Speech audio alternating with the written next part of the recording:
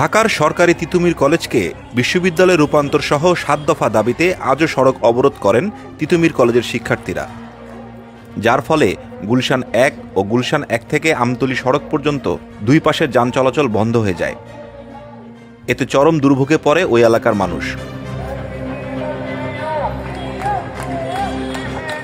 সকাল থেকে সড়ক অবরোধের ফলে সারাদিন রাজধানীবাসীকে চরম ভোগান্তি পোহাতে হয়।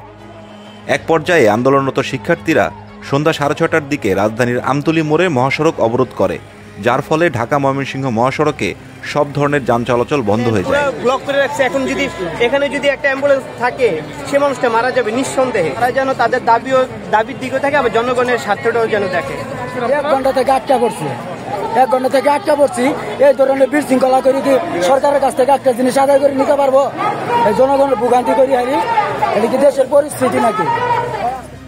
এক পর্যায়ে দূর দূরান্ত থেকে আসা বিক্ষুব্ধ যাত্রী ও পথচারীদের সাথে আন্দোলনরত শিক্ষার্থীদের বাকবিতণ্ডায় জড়াতে দেখা যায়। পরে সন্ধ্যা 7:50 দিকে আন্দোলনরত শিক্ষার্থীরা সড়ক অবরোধ ছেড়ে দেন। ঘটনাস্থলে পুলিশের অবস্থান থাকলেও তাদের তেমন কোনো ব্যবস্থা নিতে দেখা যায়নি।